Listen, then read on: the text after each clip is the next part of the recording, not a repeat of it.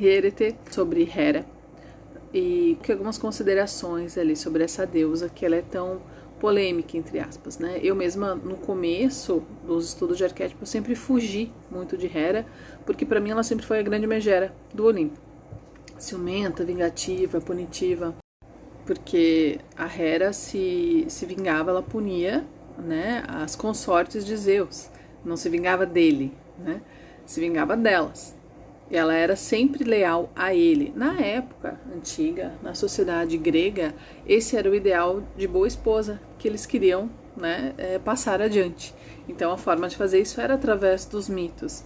O que a gente traz, né, das histórias de Hera e do arquétipo também, então é essa mulher ciumenta, essa mulher vingativa, a megera. Mas quanto mais se aprofunda o estudo do mito e do arquétipo, você vê que não é só isso. Né? Essa é só uma camada superficial de todo o poder de Hera, porque Zeus não ia casar com qualquer uma, né? Ele não ia dividir o poder com qualquer deusa, né? Tinha que ser Hera. Hera também era a deusa da chuva suave, ela conseguia controlar o tempo. E somando a isso, né, essa persona pintada de Hera, né, essa personagem que tem essa cara de parece, né, a dificuldade que eu tenho para achar ilustrações e pinturas e representações de Hera é imensa, porque ela tá sempre de cara fechada, de cara amarrada, ou nariz empinado, então, ou tá sempre muito séria, e Hera não é assim, né?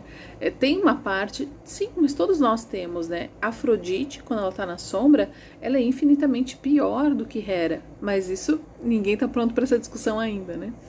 E além do mais, Afrodite, por mais que seja a deusa do amor e da beleza, ela não é necessariamente compromissada. Então a mulher que traz o arquétipo de Afrodite não traz o arquétipo de Deméter ou de Perséfone, ou mesmo de Hera, ela não consegue manter um relacionamento, manter um compromisso, né? Porque não está na natureza dela, né? Eu tô falando aqui da natureza feminina. E como eu sempre digo, quando a gente começa a estudar os arquétipos pelo viés das deusas, a gente está falando também de todas as deusas trazem atributos como generosidade, fertilidade, abundância, beleza, magnetismo, todas elas. Então, não é só Afrodite, não é só Ártemis, não é só Perséfone, né? Todas elas têm. No caso de Hera, especificamente, e também Deméter, na mitologia, a gente ouve que elas foram criadas antes de Zeus. Então, o culto a essas deusas iniciou antes mesmo do culto a Zeus, né? Na era da grande mãe, na era da deusa, né? E com o tempo, o patriarcado foi se fortalecendo, então a história da mitologia, ela está muito ligada à história do patriarcado, da mudança de uma sociedade matrilinear para patriarcal. Sabe essas histórias que a gente vê em filme, vê em contos de fadas, de um país que foi invadido por um conquistador estrangeiro e ele se casou com a princesa do reino, ou dois reinos se unem, né, e aquela princesa acaba se casando com um invasor, né, com um colonizador estrangeiro, então ela nunca está 100% satisfeita com aquilo, com aquele casamento arranjado, né? É uma forma de ver essa junção dos dois. Na mitologia o casamento dele se deu por outras questões, não foi assim, mas assim, a gente acaba olhando tanto para a mitologia quanto para a história, para o contexto da Grécia Antiga. Então tem todos esses vieses. E a Hera que chega pra gente é essa Hera, né, mais implacável. Acontece que quando a gente olha para o arquétipo de Hera, a gente vê a mulher que tem senso de merecimento, que ela sabe que ela tem poder pessoal, ela tem autoconfiança em si mesma muito grande, ela tem, além do senso de merecimento, né, capacidade de receber as coisas boas da vida, ela tem um senso de lealdade, de compromisso extremamente fortes dentro dela. Se ela se compromete com alguém, né, se ela monta uma sociedade, se ela faz uma parceria, ela vai até o final, ela não vai dar para trás, ela não vai te deixar na mão de jeito nenhum. Então Hera é o tipo de mulher que para você montar uma sociedade ela é perfeita, porque ela vai mover céus e terra para a coisa funcionar, para que esse acordo dê certo. Então às vezes ela até se cobra demais, porque ela não pode desistir. Ela não se permite, e às vezes ela acaba em excesso entrando na sombra, que é o perfeccionismo, que é um pouco de tirania também. Por quê? Porque ela tem um senso de compromisso muito forte. Então, empreendedoras, gestoras, diretoras de entidades que se comprometem com causas têm Hera muito forte. Um outro aspecto de Hera que eu gosto muito de falar é sobre a passagem do tempo. Enquanto as outras deusas têm dificuldade com o envelhecimento, com o amadurecimento, com a passagem dos anos, Hera não. Hera fica feliz da vida, porque os filhos estão crescidos, já têm sua própria vida, sua casa, não dependem mais dela. Ela finalmente pode se concentrar no que ela quer, né? E viajar, curtir a vida, aproveitar. Então, para algumas mulheres que trazem arquétipos como Deméter ou como Afrodite, que com o tempo elas lutam contra o envelhecimento, né? Elas têm dificuldades em pensar e em aceitar a passagem do tempo. Afrodite porque não quer perder a beleza, né, física, a aparência. Deméter porque quando ela entra na menopausa ela se ressente um pouco disso, de não ser mais fértil, entre aspas, né? Então Hera está começando a viver, né? Ela tem estabilidade financeira, ela tem os filhos crescidos, ela está com saúde física porque ela se cuida. Então ela pode se dedicar a projetos que ela sempre quis. Ela pode viajar, ela pode curtir o mundo, curtir o marido, ou não, se ela se separou, ela vai curtir as amigas. Então ela vai viver a vida de uma outra forma. Hera, ela aproveita todos os momentos, né? Ela sabe que cada fase da vida é importante. Então, ok, né? Não tenho mais que me preocupar com o meu fluxo, com o meu período. Beleza, então vou fazer outras coisas, né?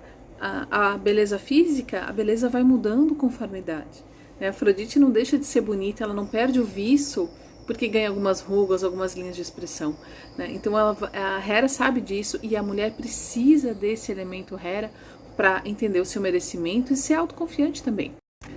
E aí, quando eu vou trabalhar a Roda das Deusas, ou mapa arquetípico, né, que parte sempre da Roda das Deusas, o que acontece? A Roda das Deusas, ela parte do princípio que toda mulher tenha 6 principais deusas na sua natureza, em graus diferentes, que daí é o teste, o questionário lá que vai mostrar a pontuação, se elas conversam entre si ou não, né? Então a gente vai olhar aquela Roda das Deusas e vai analisar.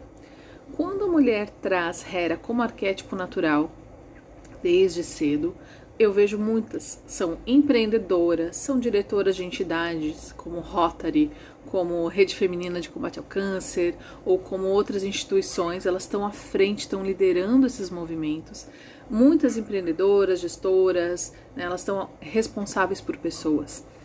Ou com o tempo, ao contrário, quando a mulher vai amadurecendo, Hera vai surgindo na vida. Então, quando a mulher não tem Hera como arquétipo mais presente ou mais ativo, não precisa nem ser o regente, mas ele precisa estar ali dialogando com as outras, né? Na primeira metade da vida, na segunda metade esse arquétipo começa a surgir, começa a florescer. Então ele vai trazendo alguns questionamentos, vai trazendo alguns ensinamentos e naturalmente essa energia começa a entrar no campo da mulher, né? Por que a gente às vezes vê a mulher se aposenta, muitas mulheres, né? E ela vai se dedicar a causas sociais, por exemplo. É Hera chamando. Tem algumas que se dedicaram muito a causas sociais ao longo da vida e elas sentem um chamado de Afrodite. Então elas vão dançar, elas vão fazer arte, né? Elas vão se dedicar à beleza de alguma forma, né? Vão fazer cursos nesse sentido. Então para cada mulher esse é um chamado diferente. E essa é a beleza de observar os arquétipos enquanto padrões de comportamento, enquanto energias. Então não tem a ver com misticismo, não precisa ter medo, não vai mexer com nenhuma força oculta, né? O medo que a gente tem de observar os arquétipos é o medo de observar os nossos comportamentos, as nossas sombras da nossa personalidade e o que a gente vai fazer quando perceber que eles estão ali. Sou ciumenta, sou reativa, sou carentona, o que eu sou, né? Não sei dizer não sei colocar limite, ou sou contestadora ao extremo, não aceito ajuda de ninguém, aqui já tô falando das 6, né? Em algum grau, todas elas estão na gente. Então, assim, eu não tô falando aqui de múltiplas personalidades, são energias que estão no nosso campo. E quando a gente faz esse movimento mais consciente, de perceber quais são, de identificar quais são, a gente consegue saber melhor o nosso propósito e para onde a gente vai. E esse é um caminho da gente se conhecer e é um caminho de amadurecer. A gente começa a se tornar autorresponsável pela nossa vida. Esse é um movimento que acontece aos poucos, não é do dia para a noite, não é muito bonito, porque a gente vai entrar numa fase de casulo com Perséfone ali nos esperando do ladinho de fora. Então, é um processo do autoconhecimento, da reforma íntima, né, como a gente fala. Então, ok, né, vou me propor a fazer isso e ser autorresponsável pela minha vida. Isso também é um desafio, isso também dá medo, porque eu não vou poder mais culpar o meu vizinho, eu não vou poder culpar meu filho por eu ter tido um rompante, nem o meu marido, nem minha mãe. E aí, quem que eu vou culpar? É a autorresponsabilidade, né? É um caminho que a gente vai chegar lá no arquétipo do integrado, mas essa já é uma outra história. Porque assim, ó, falar de Hera, voltando a falar de Hera, é falar sobre autorresponsabilidade, sim, é falar sobre amadurecer, sobre assumir a mulher adulta em nós, de forma natural. Claro, a gente não vai entrar num estereótipo ou criar uma persona irreal que fuja da nossa essência, né? É todo um caminho. Por quê? Quando eu falo de Hera, eu estou falando de autorresponsabilidade. Muitas mulheres chegam para mim: ai, Rochelle, o que tu acha do arquétipo de Cleópatra? Né? Será que eu entro em contato? Como é que eu ativo Cleópatra? Esse é um chamado que às vezes a gente tem, que Cleópatra é uma rainha, ela não é um arquétipo, né? Ela é uma mulher que viveu, ela é uma figura histórica que viveu como governante. Então ela viveu a energia da rainha a vida inteira, ela viveu a energia de Hera, né? São maneiras da gente retratar o arquétipo. Ela acabou se tornando um símbolo por causa de Hollywood.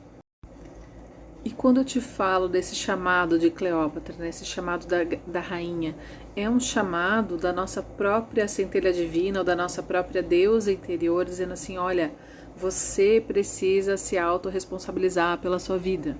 Você tem que ser a governante da tua vida. Então não é se conectar com Cleópatra pensando em atrair riqueza somente, atrair um grande amor, atrair isso ou aquilo. Não, é em governar a própria vida, é não precisar mais da autorização. Inconscientemente, às vezes a gente busca uma autorização, busca uma permissão, né, das pessoas da nossa família, da nossa mãe, busca autorização da terapeuta, busca autorização da melhor amiga. A gente quer que os outros nos autorizem a fazer as coisas. E quando a gente se conecta com a rainha, a gente não precisa disso. A Ártemis tem um pouco disso também, mas a Ártemis, ela não precisa de autorização para fazer as coisas. Mas a Ártemis, ela tem outras questões. Então a questão dela não é precisar da autorização dos outros, mas ela não consegue divisar um futuro, né? O futuro em Ártemis está muito distante, é muito irreal. Ela tem outras questões que a psicologia explica, né, que eu não vou entrar nesse viés, né, agora, nesses pormenores, mas a questão de Ártemis é que ela não consegue visualizar um futuro. Então ela acaba entrando muitas vezes em algumas caixinhas que são irreais. Né, ela acaba entrando em algumas fantasias que não tiram ela do lugar. Então, eu não preciso da autorização dos outros, mas eu não consigo avançar na vida, eu tô presa. Né? É outra questão. E a governante, né, a rainha, a Hera, ela não precisa de autorização porque ela não tem mais esse outro emocional para cuidar dela, ela não precisa disso. E ela tem consciência do poder dela no mundo, então ela consegue divisar um futuro. Então percebe que muitas vezes esse chamado de Cleópatra que tu tá tendo, esse chamado da rainha, esse chamado de Hera é um chamado de autorresponsabilidade, é um chamado de se trabalhar, de se conhecer, de curar o teu próprio feminino interior, de não precisar mais de autorização de ninguém para fazer as coisas e de conseguir ver o teu futuro, alinhar o teu futuro à frente. E por isso que eu digo que é um processo, por isso que eu digo que Hera é muito mais profundo do que a gente vê à primeira vista. Né? E claro que tem muitos mecanismos na nossa sociedade que são inconscientes, que nos prendem à figura, não, se Hera é vingativa, eu não quero ser assim, eu não quero ser má. Mas todo mundo tem luz e sombra dentro de si. Então, para que a gente possa curar o nosso feminino, ter ele saudável, ter ele equilibrado, a gente precisa olhar para o que a gente tem de sombra. nós somos feitas de várias camadas, né? Cada vez que a gente se olha, a gente vai tirando uma camada, depois a outra, camadas simultâneas.